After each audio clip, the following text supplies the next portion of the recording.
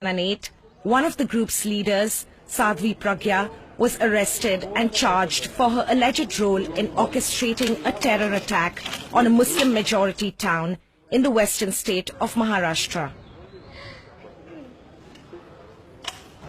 करो click. Imagine कर लो, कोई भी चीजें सोच लो जिस पे आप निशाना ले रहे हो। हमें हिंदुस्तान में सिर्फ हिंदूवादी लोग चाहिए जो राष्ट्र प्रेमी हो, अपने राष्ट्र से प्यार करें। और प्राय अभी तक यही देखा गया है कि जिस जिस देश में ये बाहुल्य हुए हैं, इनकी संख्या ज्यादा हुई है, वहाँ इन्होंने दूसरे धर्म को रहने नहीं दिया। आप अफगानिस्तान देख लीजिए, आप सीरिया देख लीजिए, लेबनान देख लीजिए। ऐसे में इसलिए हमें आत्मरक्षा और अपने आप को इतना सक्षम बनाना होगा कि हम किसी भी मुसीबत से आगे लड़ सकें। आप तैयार कर रहे हैं? जी हाँ, हम उन्हें तैयार कर रहे हैं उस चीज की। आने वाले समय के लिए अगर जरूरत पड़ेगी तो मैं चाहूंगा कि ये लड़े होंगे। Over the next few days, the girls will hear many versions of that message. A message that with time becomes deeply rooted in their psyche.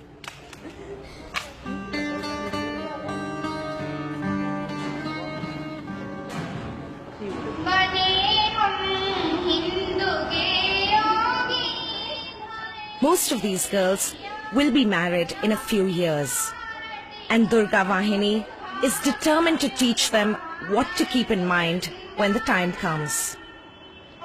पर जैसे आप ये कैंप को किस नजरिए से देखते हैं? ये हिंदू संगठन से, मतलब हिंदुओं को संगठित होना चाहिए, हिंदुओं की लड़कियों ने एक साथ रहना चाहिए, हमें वो सब क्यों जरूरी है? क्योंकि आजकल तुम्हें पता ही है मोमेंट्स कितना मतलब वो कर रहे हैं। कोई भी हो, मतलब ऐसे मोमेंट्स हैं, क्रिश्चियंस हैं, ऐसे उनके भी तो अपने संगठन होते हैं, तो हमारा भी होना चाहिए। और वो मतलब कोई ISI संगठन सुना होगा आपने, वहाँ से पैसा आता है उनके लिए, हिंदू लड़कियों को मुसलमान बनाने के लिए। पता है, 1 घर और 1 लाख रुपए पता नहीं ऐसे कुछ मिलता है। और उसके बाद वो मतलब उससे फिर वो पता है क्या करते क्या है, मतलब शादी की तो उसके बाद बच्चे पैदा किए, उसके बाद तलाक देते हैं, या फिर मतलब उसे मतलब ऐसे ही रखते हैं शोषण करने के लिए, मतलब उसका टॉर्चर करते हैं, भेज भी देते हैं अरब देशों में, और बहुत मतलब वो करते हैं। आपको भी ये सब कैसे पता चला? हमें दुर्गा वाहिनी से ही पता चला। Their words echo the beliefs of the men who are shaping their minds. Speaking to the girls today is Ishwari Prasad, a local leader with the right-wing Hindu group, the Vishwa Hindu Parishad.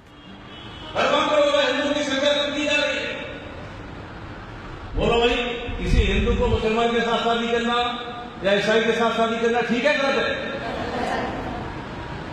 अगर जानवर खत्म हो जाए, जानवरों का मांस ना मिले, सब्जी ना मिले, रोटी ना हो, तो इस्लाम धर्म के अंदर महिला को भी काट करके खाना धर्म में माना जाता है।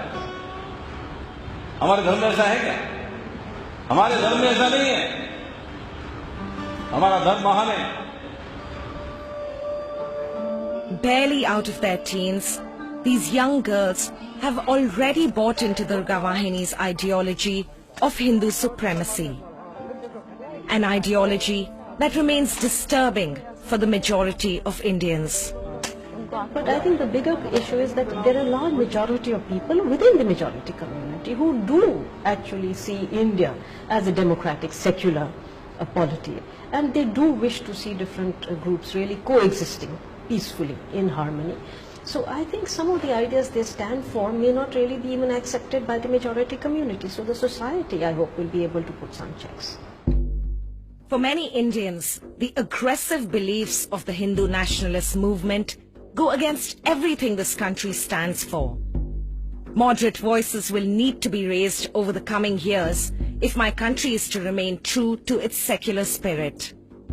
Otherwise, our founding father Mahatma Gandhi's vision of an independent India based on religious pluralism could be derailed by the whims of an intolerant few.